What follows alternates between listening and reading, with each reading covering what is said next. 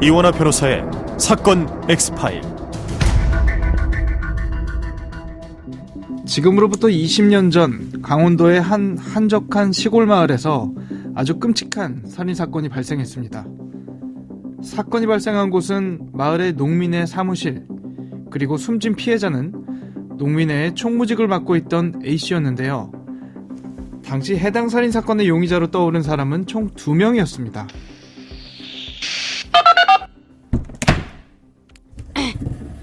선생님, 질문 몇 개 드릴게요. 협조 잘 부탁드립니다. 나 진짜 관련 없다니까요. 내가 그 사람 왜 죽여요?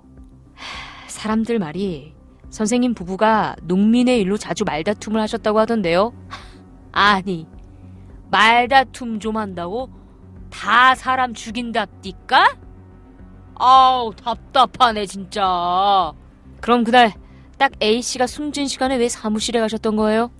거기서 가져올 문서가 있어서 그랬지. 그럼 A씨 씨는 못 보셨단 이야기예요? 못 봤지. 봤으면 내가 기겁했을 텐데 전혀 몰랐다니까. 아무튼 알겠고요. 일단 나가세요. 에이씨. 아, 오셨어요. 여기 앉으세요. 왜 오라 그런 거예요? 저 A씨가 누군지도 모르고 그 사무실이라는 것도 몰라요. 알겠으니까 일단 질문 좀 드릴게요. 협조 부탁드립니다. 지금 선생님께서 만나고 계신 여성 B씨가 살해당한 A씨와도 좋은 관계로 만남을 갖고 있던 거 알고 계셨습니까? 몰랐다니까요. 본 적도 없으시고요. 아니, 내가 사진 드렸잖아요. 나 그 시간에 계곡에서 물놀이 하고 있었어요. 거기 사진에 시간이랑 날짜 찍힌 거 안 보셨나? 묻는 말에 답해주세요. 본 적도 없고 알지도 못합니다. 2명의 유력 용의자가 있던 이 사건, 과연 어떻게 됐을까요? 놀랍게도 20년 동안 범인을 찾지 못한 채 장기 미제로 남았습니다. 그런데 최근 이 사건의 피의자가 검찰에 의해 구속됐습니다. 과연 이 피의자는 누구였을까요? 이원하 변호사의 사건 X파일, 지금 바로 시작합니다. 안녕하세요. 이원하 변호사의 사건 X파일, 이원하입니다. 오늘도 로엘 법무법인 최건희 변호사와 함께합니다. 변호사님 어서 오세요. 예, 안녕하세요. 또 뵙게 돼서 반갑습니다. 로엘 법무법인의 파트너 변호사 최건희입니다. 오늘 다뤄볼 사건 파일 바로 열어보겠습니다.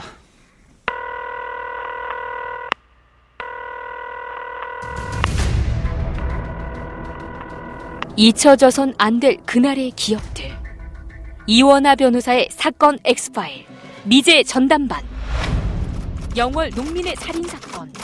20년 만에 진범 잡을 수 있을까? 매주 금요일 미제 사건 다루고 있는데요. 항상 안타까운 마음이 참 컸거든요. 그런데 오늘 이야기 나눠볼 이 미제 사건은 해결 가능성이 그 어느 때보다 커서 그런지 마음이 조금 들뜨는 면도 있는 것 같은데, 일단 어떤 일이 있었던 건지 설명 부탁드립니다. 네, 이 사건은 지금으로부터 딱 20년 전인 2004년 영월군에서 있었던 일입니다. 당시 영월 농민의 총무로 일하고 있던 피해자가 자신이 일하던 사무실에서 흉기에 의해 참혹하게 사망된 채 발견된 사건인데요. 오랜 시간 수사가 이어졌지만 용의자를 특정 지을 만한 결정적 증거나 단서가 발견되지 않아서 안타깝게도 장기 미제 사건으로 남아있었던 사건이었습니다. 굉장히 참혹한 모습으로 발견됐다. 그리고 무엇보다 방어운이 없었다고 하던데, 알려지기로는 살해당한 A씨 덩치가 작지도 않고 나이도 많지 않았던 것 같은데 전혀 상황을 모른 채 당했던 건가요? 예, 당시 사망해 있던 피해자를 최초로 발견한 농민의 진술에 따르면요. 피해자는 사무실 컴퓨터 방바닥에 쓰러져 있었고요. 머리 주변에 피를 상당히 많이 흘린 상태로 저항한 흔적이 없이 반듯하게 누워 있었다고 합니다. 피해자는 머리와 얼굴을 둔기로 얻어맞은 것처럼 두개골이 함몰되었고요. 목과 복부에 10회 이상 흉기로 찔린 흔적이 발견됐습니다. 그리고 피해자 시체에 대한 부검 결과를 살펴보면요. 용의자가 범행 도구를 2개나 사용한 것으로 추정이 됐는데 현장에서 발견된 물증은 아무것도 없었습니다. 돈을 훔치거나 그런 것도 아닌 것 같더라고요. 예, 맞습니다. 경찰은 숨진 피해자가 반항한 흔적이 없었고 범행 형장이 평소와 마찬가지로 잘 정돈되어 있었던 점, 또 그리고 피해자의 바지 주머니에 현금 10여만 원이 든 지갑도 그대로 있었던 점, 이런 것들을 토대로 이 사건 범행의 경우에는 평소 알고 지내던 면식범의 소행이다, 이렇게 판단하고 수사를 벌였다고 합니다. 주변 인물들 중심으로 수사한 결과 용의선상에 오른 인물들이 있었습니까? 예, 총 2명으로 특정이 되었는데요. 용의선상에 오른 인물 중 한 명은 당시 농민회 부회장으로서 농민회 총무 역할을 맡았던 피해자와 그 부정부패 문제로 말다툼이 많았던 곽 씨 부부였습니다.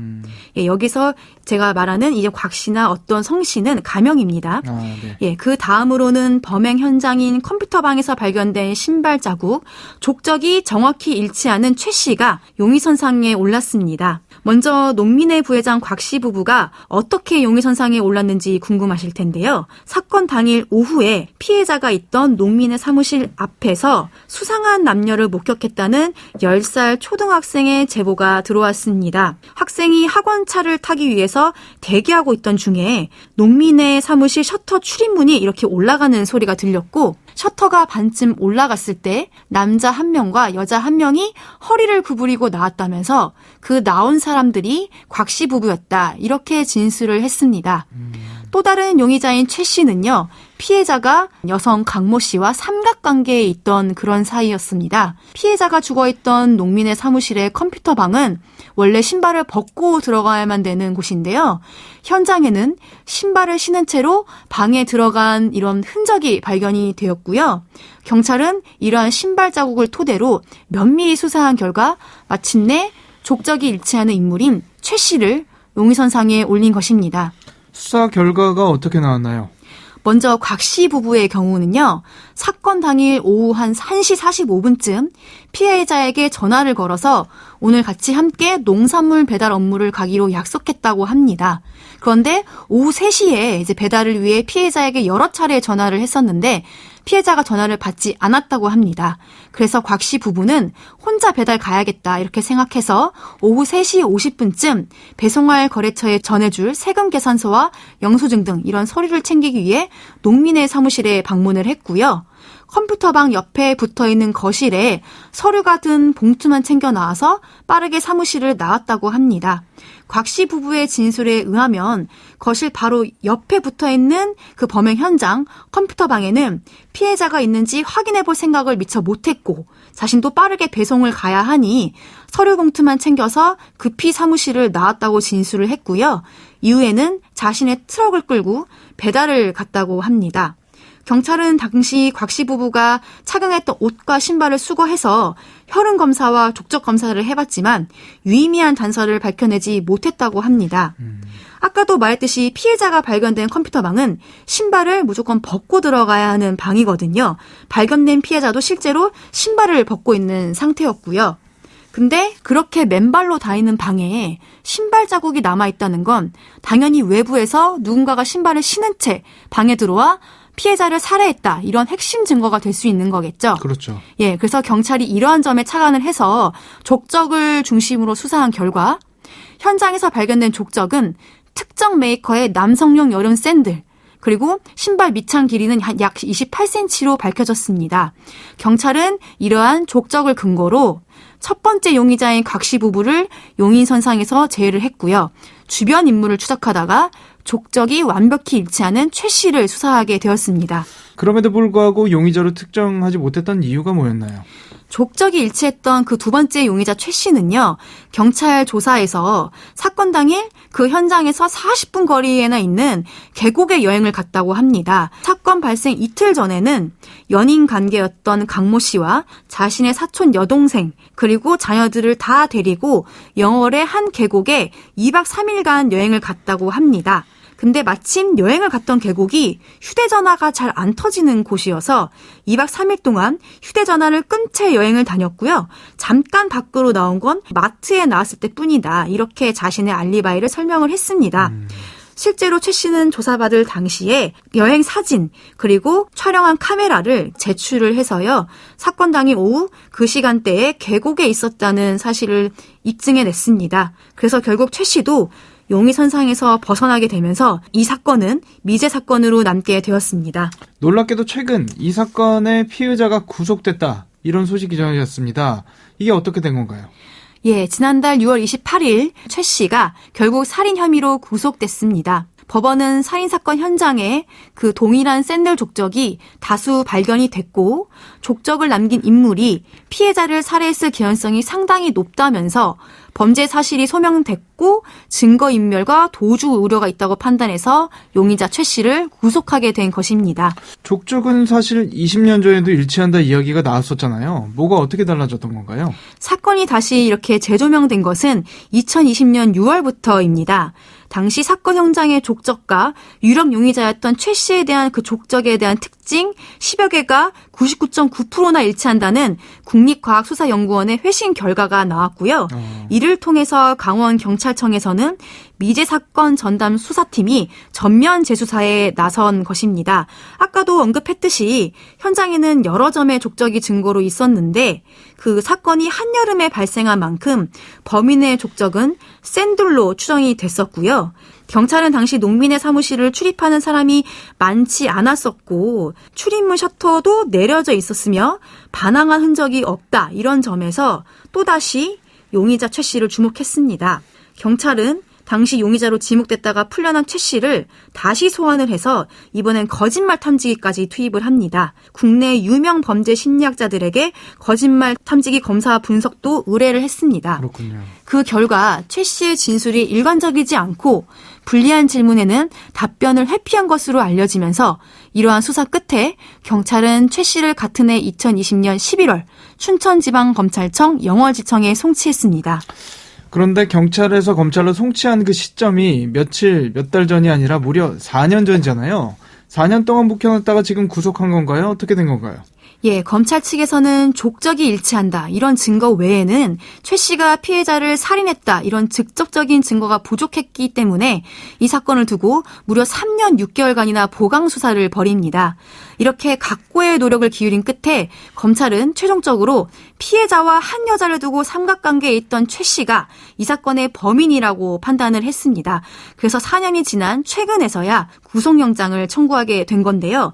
이렇게 20년간 검찰과 경찰의 수사 기록만 2만 페이지가 넘는 것으로 알려져 있습니다. 피의자로 구속된 B씨, 최근 기자들 질문에 입장을 밝히기도 했는데요. 어떤 이야기 했는지 잠시 들어볼까요? 이 경찰과 검찰은 저에게 아주 추리소설을 아주 저를 범인으로 만들어가고 있는 상태입니다. 아주 나쁜 형태라고 생각하고요. 굉장히 억울해하는 것 같아요. 예, 맞습니다. 최 씨는 여전히 사건 당시에 자기가 계곡에서 벗어난 적이 없다. 그리고 피해자와 일면식도 없다. 이 사건 때문에 자신이 오랜 기간 동안 용의자로 오해를 받으면서 오히려 자기가 고통스럽고 내가 이로 인한 정신적 피해가 상당하다. 이렇게 호소하고 있는 상황이죠. 정말 어려운 부분 같습니다. 만약 정말 이 피의자가 사건과 무관하다면 이것도 정말 큰 문제잖아요. 예, 그렇죠. 저지른 적도 없는 살인죄에 대한 범인이 내가 되는 것이기 때문에 범행 여부에 대한 판단을 할 때에는 정말 철저히 증거에 입각해서 신중히 해야겠습니다. 그런데 경찰과 검찰의 증거 기록이 2만 페이지나 될 정도로 3년 6개월간 보강 수사를 했고 또 샌들 족적에 대한 일치 증거 외에도 무언가 이를 봉황할 만한 증거가 있기 때문에 구속영장을 청구한 것으로 보입니다. 그래서 장기 미제 사건이었던 만큼 결과를 한번 잘 지켜봐야겠습니다. 피해자 A씨의 동생에 따르면요. 고령의 어머니 마음에 응어리를 남게 하기 싫어 형을 죽인 범인을 잡았다. 거짓말을 해왔다고 하죠. 과연 이번엔 동생 마음속 응어리까지 풀어줄 수 있을까요? 오늘 저희가 준비한 내용은 여기까지입니다. 끝곡으로 김원준의 세상은 나에게 들려드리면서 이 시간 마치겠습니다. 여러분은 모두 변호받아 마땅한 사람들입니다. 사건 엑스파일. 여러분 고맙습니다.